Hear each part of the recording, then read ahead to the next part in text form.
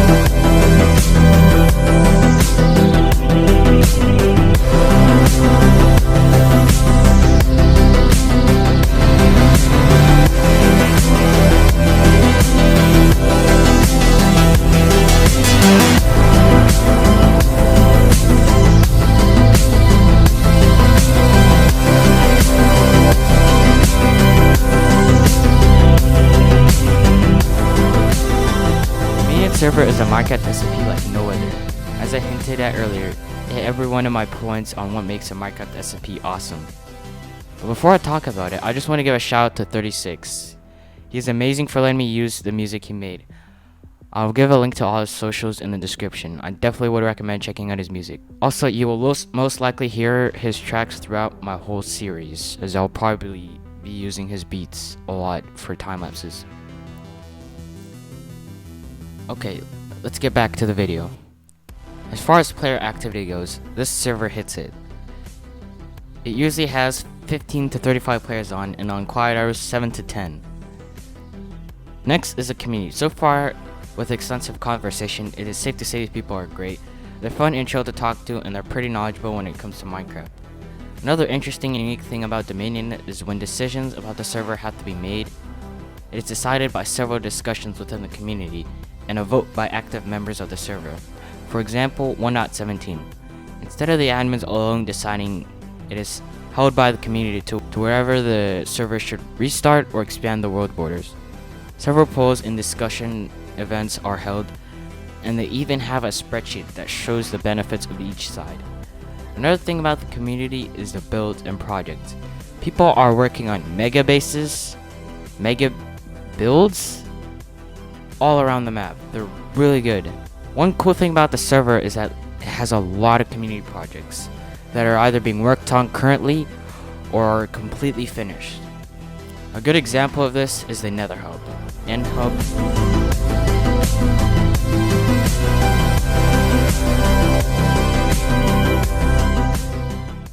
Mailbox Room,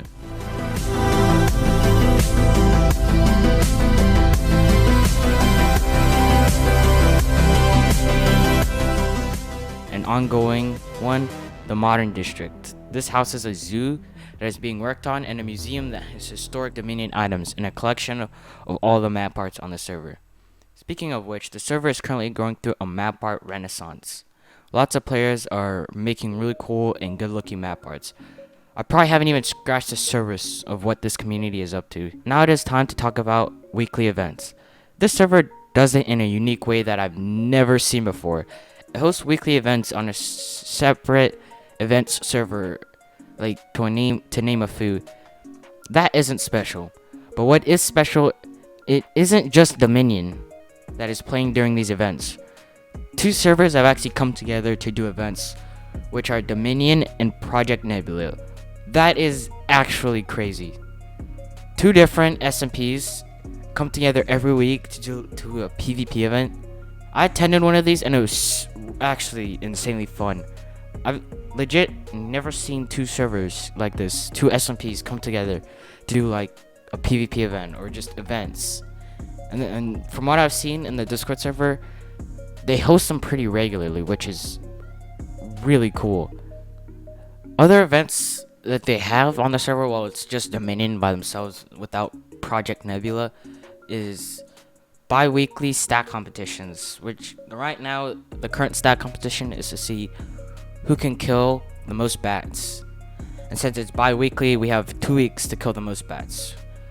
I have no clue who has the most bats. I think it's Dracula with like 563. I don't know how he kills him. He said he's gonna review how he's gonna kill him right when the competition ends. I'm interested to see. I don't know what he's doing. Maybe a bat farm or just grinding in caves or something, which is insane.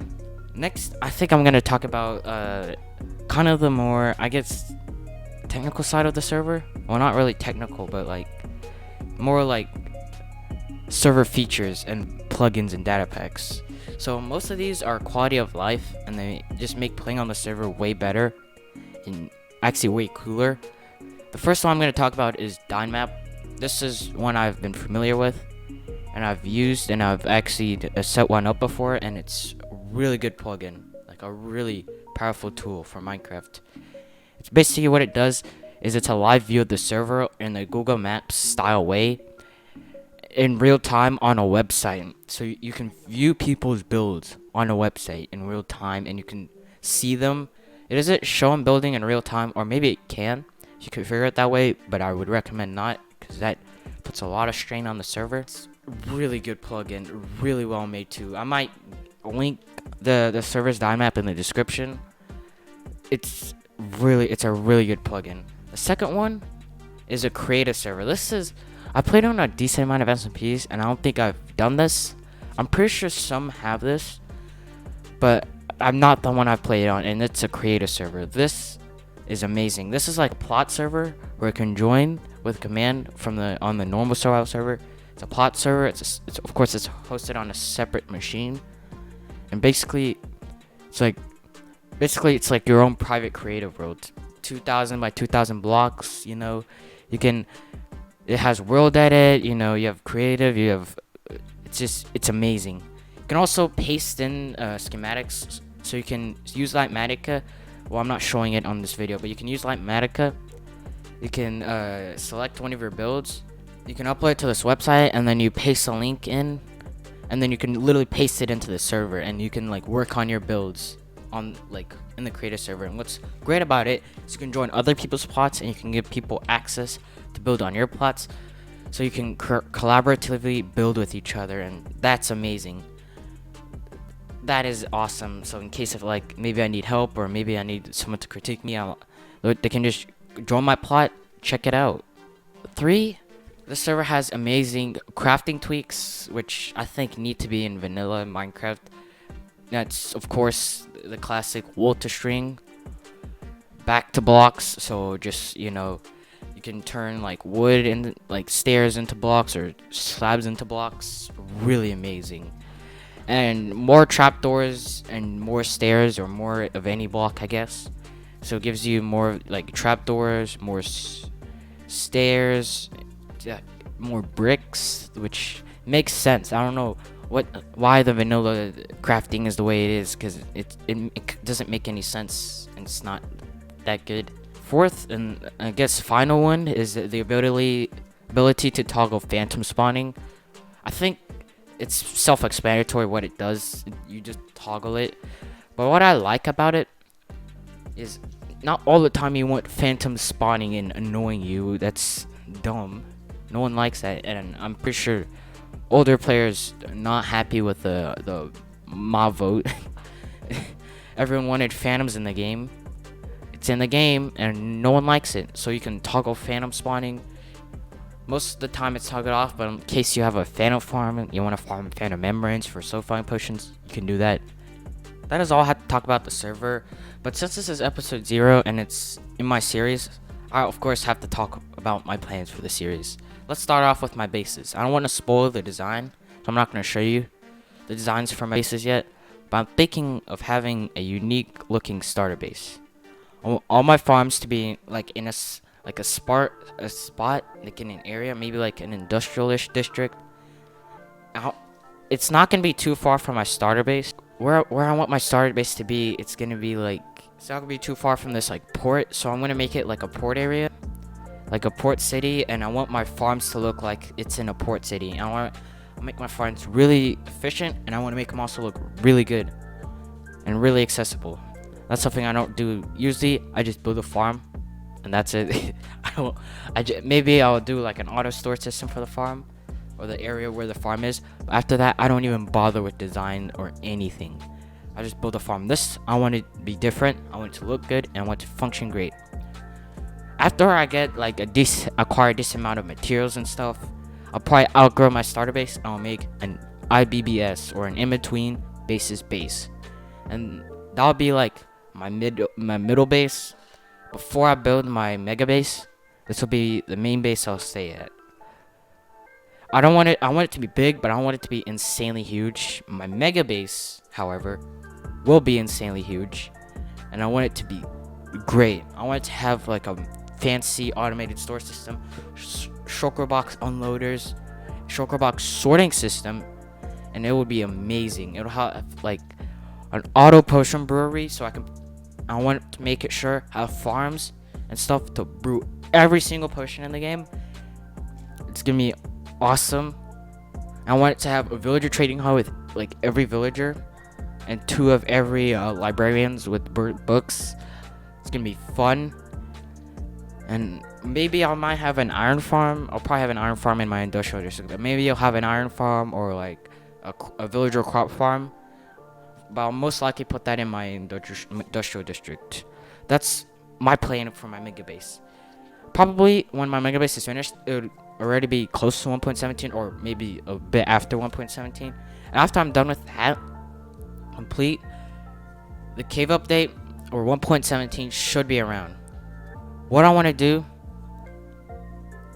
is take advantage of the amazing new terrain generation, and I want to make like a castle maybe on the new mountain, maybe, but I'll have to claim the new mountain, since the way the server is. I probably didn't say this earlier, but the way the server is it's gonna be like closed off, like 20k by 20k, so it's the world border is at 20k instead of with normal Minecraft, the world is like 6 million or something, 6 billion or something, or 60 million actually, normal Minecraft, which is insanely huge. This server, it's closed off for reasons, and it's mainly, I'm pretty sure, for Dynmap, Permagen.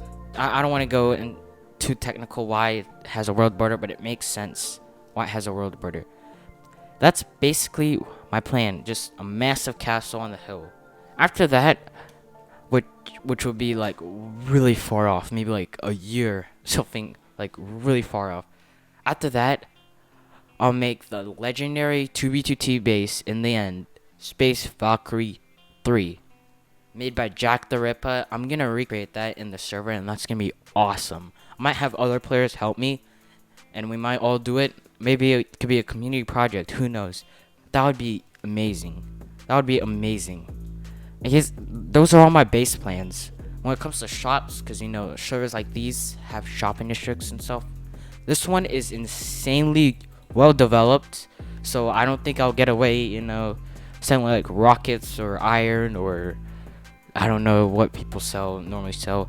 But basically most items are sold, and sold really cheap. So when it comes to shops, I don't want to reveal what I'm selling yet. I want to sell like unique experiences. And the experiences may be items, they may not be items. But I want it to be unique, fun, and creative. Since the shopping district is insanely established, has most items. And other than that, I also want to get big into like map arts, like map arts, because since this server's in a map art renaissance, I want to at least maybe give myself like a decent goal.